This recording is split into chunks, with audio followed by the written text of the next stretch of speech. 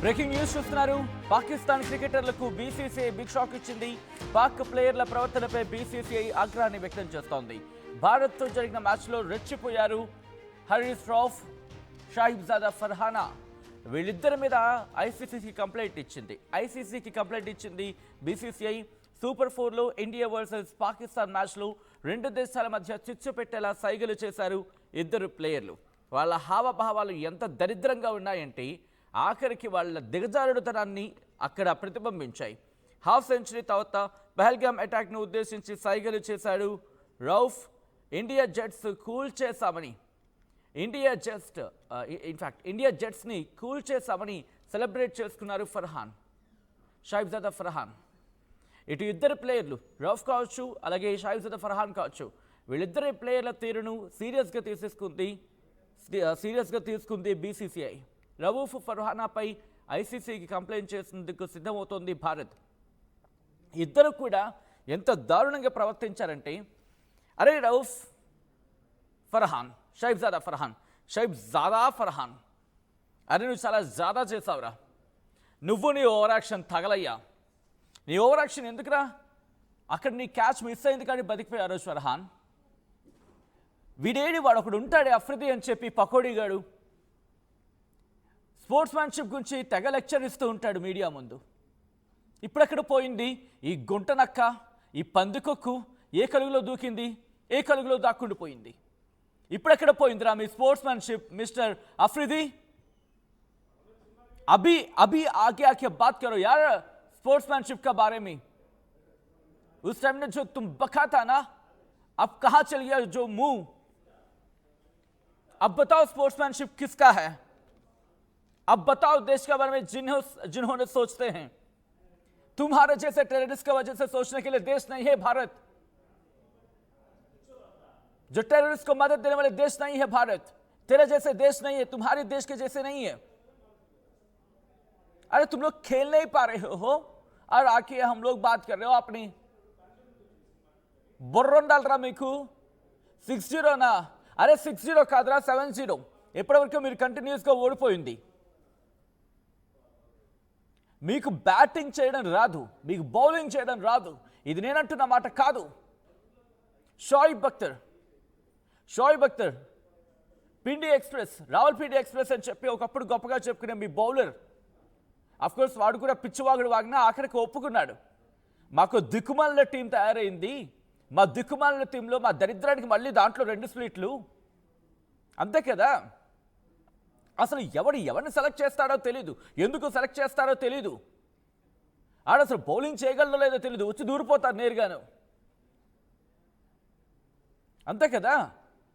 ఆ రోజు క్యాచ్ కనుక మిస్ కాకపోయి ఉండుంటే, ఆ రోజు కనుక మా వాళ్ళు అక్కడ కాస్త జ్యూ ఫ్యాక్టర్ కారణం ఏదైనా అవ్వచ్చు, ఆ రోజు కనుక క్యాచ్ మిస్ కాకపోయి ఉండుంటే మీ బతుకేమవుతున్న రోజు ఐ థింక్ 3-4 క్యాచ్లు మిస్ అయ్యాయి. కారణాలు ఏదైనా కావచ్చు. ఒకటి సింపుల్ హార్డ్ వడో ఇట్ మేబీ. అఫ్కోర్స్ మా తప్పులున్నా విన్నో తప్పు చేసినా ఎలా ముందుకు వెళ్ళాలి.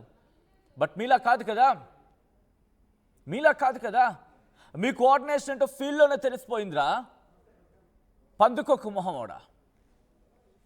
బహుశా మిమ్మల్ని తిట్టాలంటే కొత్త పదాలు ఎతకాల్సి వస్తుంది. ఏ జంతువు పేరు ఎత్తే ఆ జంతువు ఎక్కడ ఫీల్ అవుతుందని చెప్పి. మీరిద్దరూ చేసిన ఓవర్ యాక్షన్ ఏంటిది? ఇలాగా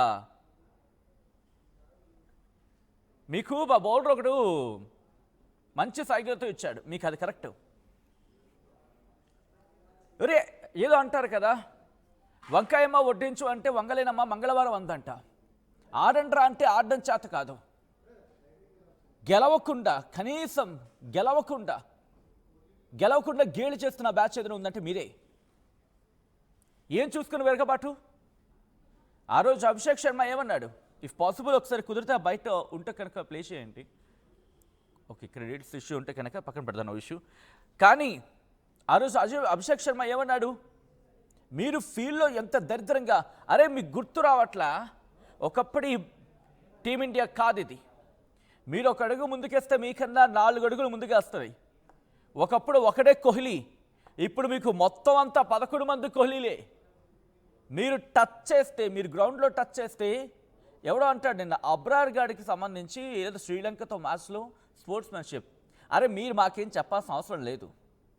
మీ అబ్రారు, మీ ఫర్హాన్, మీ రవూఫ్, మీ పీసీబీ తోక బ్యాచ్ ఉంది కదా, మీ తోక బ్యాచ్ ఉంది కదా, రవూఫ్ మర్చిపోయినట్టున్నావు కోహ్లీ దెబ్బ నీకు.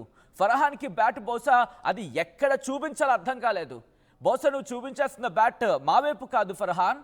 जो बैट तुमने जो दिखा रहा था ना वो हमारे तरफ नहीं है, तुम्हारा टीम की तरफ तुझे दिखाना है, क्योंकि जो भी पटाखा फोड़े हैं हम लोग तुम्हारे साथ में न्यूक्लियर के साथ, एक बार सोच कर लो, पूछो क्या हुआ तुम्हारे न्यूक्लियर साइट्स को.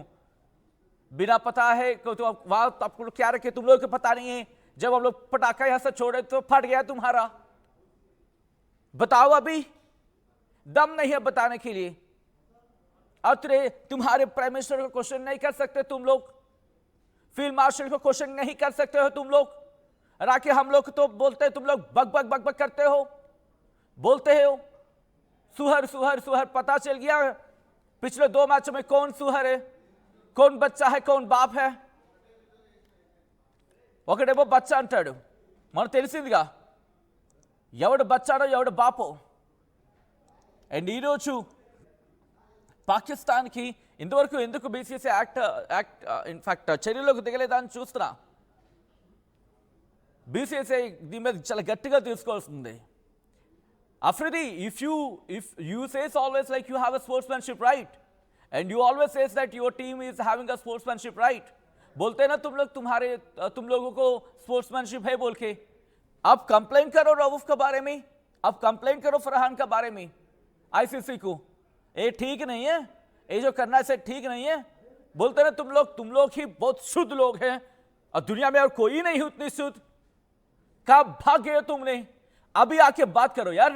जो टीवी के आगे में तुम लोग आके बक बक बक बक बक करते हो ना, अभी आके बात कर, दिखाओ तुम्हारे दम क्या है. अभी स्पोर्ट्समैनशिप के बारे में बात करो तुम. अफरीदी, मोहम्मद यूनिस, నువ్వు కూడా మాట్లాడితే పంది పంది పంది అన్న కాదురా. నాకు మాటలు వస్తాయి కానీ అనలేక కాదు, but we have some border lines. మీలాగా సరిహద్దు దాటొచ్చు కొట్టడం పిరికి పంద చర్య. అది చూసుకుందాం. ఈరోజు మ్యాచ్ ఉందిగా బంగ్లాదేశ్తో. పోర్టుగాల్ అయితే వాళ్ళతో గెలవండిరా, పోర్టుగాల్ అయితే వాళ్ళతో గెలవండి. మీకన్నా చాలా బెటర్ బంగ్లాదేశ్ టీం. బ్యాట్ ఎట్టి ఇట్టిట్టిట్టిట్ట చూపించడం, ఫీల్డ్లోకి వెళ్ళి ఇట్టిట్టిట్టిట్ట. అసలు ఏం పొడిచమన్నారు ఆ రోజు మ్యాచ్లో నువ్వు. పడిందిగా అఫ్రిదీకి ఫస్ట్ బాల్ అయి కొట్టే వెళ్ళి క్రౌడ్లో పడింది బాల్. ఫస్ట్ బాల్కే రుచి మర్చిపోయినట్టున్నారు. పిచ్చి పిచ్చి వాగుడు, పిచ్చి పిచ్చి వేషాలు వేస్తారు మీరు. ఐసీసీ గట్టిగా చర్యలు తీసుకోవాల్సింది ఇలాంటి వాళ్ళ మీద.